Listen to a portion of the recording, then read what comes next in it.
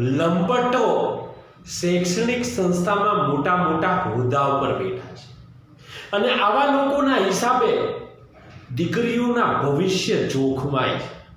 દીકરીઓની ઉપર જે એમની આબરૂ ઉપર હાથ નાખતા હોય છે ત્યારે સંસ્થાઓએ, નેતાઓએ આવા લોકોને પાઠ ભણવો જોઈએ અને એ નથી થતું એટલે આવા લોકોની હિંમત વધે છે.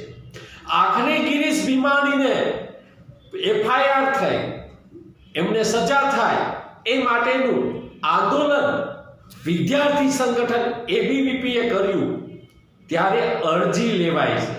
હજી ફરિયાદ થાય, FIR થાય કે એને સજા થાય એ તો પછીની વાત છે. આટલી લડત બાદ ફક્ત અરજી લેવાય છે. તો આજે એ દીકરીઓને ન્યાય મળી ગયો, તમારે અહીંયા આવવું જ ના પડે અને અંદર બેઠા બેઠા સ્માઈલો આપો છો તમે. એમનો મુદ્દો એટલો જ હતો. આ કોઈ સાચી વાત નથી. અને સાહેબ જો તમે મારી ઉપર ગુનો દાખલ કરશો લડી લેશું, મને કોઈ વાંધો નથી એમાં. તમે જે વસ્તુ આમ કરો છો બધી જ મને ખબર પડે છે. તમે આવો છો ને? ના સાહેબ, હવે અમે પુરાવા સાથે બેસો. સિંઘમની જેમ ઘા કરવા આવી ગયા. ના ના સાહેબ, અને અંદર હજી હસે છે, હજુ એને મળવું નથી. હસે છે સાહેબ, જો એ હસે છે, હસે છે, પણ હશે તો એ હસવાનું થોડું છે. હસવા જેવી ઘટના છે. તારી પાસે જો આનો હોદ્દો છે તો પાવર કરશો ને એન પાસે એનો હોદ્દો હા તો હું ધક્કા મારી દઉં. અમારો પાવર બતાવી. ના અમારો પાવર બતાવી. આ સંસ્થા ઉપર પાવર બતાવી. સાહેબ હસે છે. સાહેબની વાત તો સાહેબની વાત સાંભળો તમે. સાહેબ કેવી તો સાંભળો ખાલી.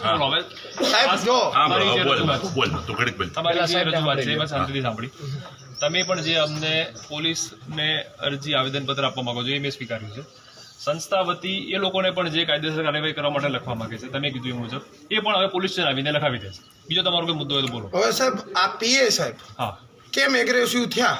અમે એને કાંઈ કીધું હતું, એ અંદર બેઠા બેઠા હસે છે, સ્માઇલ આપવાની આ ઘટનાઓ છે.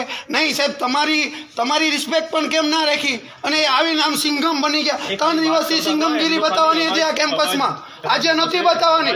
3 દિવસ. ના ના સાહેબ, ધક્કા મૂકી થઈ વિડીયો ફૂટેજ છે. સાહેબે હજી હસતા હતા, અમે કીધું પછી હસતા હતા. અને સાહેબ પાછા અમને એવું કહે છે. અને સાહેબ આ પીઆઈ અને પીઆઈ વાઘેલા સાહેબ, એને કોના ઈશારે આવું ખોટા બયાનબાજી તમારી સામે કરી છે કે એને એવું ખોટું કેમ બોલ્યા છે? અને આ સાહેબને કહો કે અમને જવાબ આપવો જ પડશે. ના અત્યારે સિંઘમગીરી અત્યારે કેમ બતાવવી પડી, ત્યારે કેમ નહીં? કેમ અહીંયા કેમ્પસમાંથી કોઈનો ફોન આવી ગયો કે તમે વચ્ચે પડો? સાહેબ તમારી ગરિમાઈ ના જાળવી એને, કેમ તમે એમને કંઈ કહેતા નથી? તમારી વાત સાંભળજો ખાસ. આજે પોલીસ સ્ટેશન આવ્યા, શું આવ્યા હતા? થોડા સમય પહેલા અમારા વિદ્યાસભામાંથી BCA કોલેજની ટૂર ગયેલી. એ ટૂરમાં ત્યાં જે બનાવ બન્યો અમને જાણવા મળ્યું બીજે દિવસે, એટલે અમે તાત્કાલિક અમારા નિયમો મુજબ અમે કાર્યવાહી કરેલી છે. અને આજે પોલીસ સ્ટેશને પણ મેં અમારી જે FIR કરવાની હતી એ માટે હું આજે અરજી આપવા આવ્યો. સમગ્ર ઘટના શું હતી?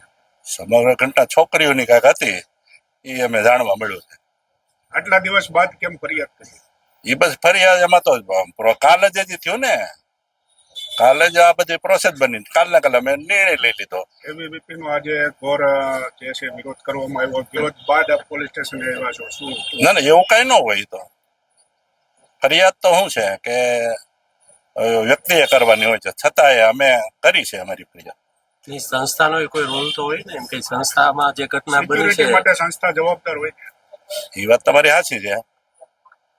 સિક્યુરિટી તો અમારી હતી જ ને, સ્ટાફ હારે જ હતા, બધા સ્ટાફ સાથે જ હતો. આગામી સમયમાં કેવા પ્રકારના પગલા લેશો હવે સિક્યુરિટી માટે? હવે જોઈએ છે, હવે જે નિર્ણય આવે લઈશું. બધા કમિટી મિટિંગ મળે.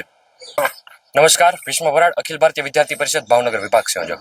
હાલ આપણને ધ્યાનમાં છે એમ ગત રોજ 9 જાન્યુઆરીના રોજ જે શાંતાબેન હરિભાઈ ગજેરા કેમ્પસની BCA કોલેજનો જે શૈક્ષણિક પ્રવાસ આબુ ખાતે ગયેલો હતો, ત્યાં ડોક્ટર ગિરીશ ભીમાણી એ સંસ્થાના એક નિયામક તરીકે ફરજ બજાવતા હતા.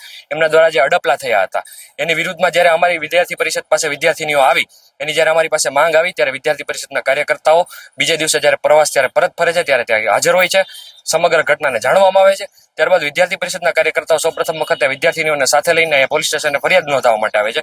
પણ ત્યારે ફરિયાદ ન નોંધાવી લઈને વિદ્યાર્થી પરિષદના કાર્યકર્તાઓને બહેનોને એવું કહેવામાં આવે છે કે આ ઘટના જે છે તે રાજસ્થાનમાં બનેલી છે, તેનું જ્યુરિસ્ડિક્શન ત્યાં લાગુ પડે છે, જેથી કરીને આ ઘટનાની ફરિયાદ રાજસ્થાનમાં નોંધાવવાની રહેશે. ત્યારબાદ વિદ્યાર્થી પરિષદના કાર્યકર્તાઓ ફરીથી એ કેમ્પસમાં જાય છે, ત્યાં ઉગ્ર રજૂઆત કરે છે. ત્યાંની ઉગ્ર રજૂઆત બાદ કેમ્પસની ટ્રસ્ટી મંડળની બેઠક કરવામાં આવે છે. આ ટ્રસ્ટી મંડળની બેઠકમાં ડોક્ટર ગિરીશ ભીમાણીને તાત્કાલિક ધોરણે જીવનભર માટે એ કેમ્પસમાંથી બેન કરી દેવામાં આવે છે. ત્યારબાદ ફરીથી જ્યારે વિદ્યાર્થી પરિષદ પાસે પુરાવાઓ આવે છે કે વિદ્યાર્થીઓની છેડતી કરેલી વિદ્યાર્થીનીઓની એના અડપલા કરતા વિડીયો અમારી પાસે આવે છે, ત્યારે અમે મીડિયા કર્મીઓને વિડીયો આપીએ છીએ. એ સમક્ષ આજે દિવસભર અમે વિદ્યાર્થી પરિષદ દ્વારા ઉગ્રથી અતિ ઉગ્ર આંદોલન કરવામાં આવ્યું કેમ્પસ ખાતે. ત્યારે કેમ્પસમાં વિદ્યાર્થી પરિષદની સવારથી લઈને 2 જ માંગ હતી કે આ કેમ્પસ આ જે સમગ્ર ઘટના છે તેને એક એસઆઈટીની ગઠન થાય, એ ડીવાયએસપી અથવા તો એસપી કક્ષાના અધિકારીઓ કેમ્પસમાં આવે, વિદ્યાર્થીનીઓની રજૂઆતને માને અને ટ્રસ્ટી મંડળ અથવા તો સંસ્થામાંથી જે કોઈ પણ સાથે ગયા હતા એ ફરિયાદી બને. આ વિદ્યાર્થી પરિષદની માંગ સ્વીકારવામાં આવી છે. આ વિદ્યાર્થી પરિષદની એક જીત છે. ત્યારે કેમ્પસમાં અમારા ઉગ્ર આંદોલન, ઉગ્ર રજૂઆત બાદ ત્યાંના પીઆઈ પણ એક આવે છે ડીવાયએસપી સાહેબ સાથે. એ ડીવાયએસપી સાહેબના હોદ્દાની માન મર્યાદા ઓળંગીને વિદ્યાર્થી પરિષદના કાર્યકર્તાઓ સાથે ઘર્ષણમાં ઉતરે છે, વિદ્યાર્થી પરિષદના કાર્યકર્તાઓ સાથે તોછડે ભર્યું વર્તન કરે છે. આ વર્તન પણ વિદ્યાર્થી પરિષદ નિંદનીય છે. આ વર્તન પણ વિદ્યાર્થી પરિષદના કાર્યકર્તાઓ નહીં માની લે.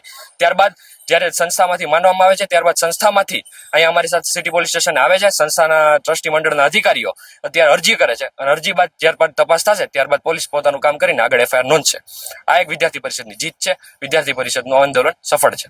તમને શું લાગે છે આજે એફઆઈઆર થઈ આગળ હજી આને ભીનું સંકેલાઈ જશે કે ના, આ સમગ્ર ઘટનામાં વિદ્યાર્થી પરિષદનો એક જ સ્ટેન્ડ છે કે જ્યાં સુધી વિદ્યાર્થીનીઓને ન્યાય નહીં મળે, જ્યાં સુધી ગિરીશ ભીમાણીને જેલના હવાલે નહીં કરવામાં આવે, ત્યાં સુધી વિદ્યાર્થી પરિષદ આ વિદ્યાર્થીનીઓ માટે લડત લડશે, પાછળ નહીં આવે અને જ્યાં સુધી વિદ્યાર્થીનીઓ સાથે વિદ્યાર્થી પરિષદ ઊભું રહેશે.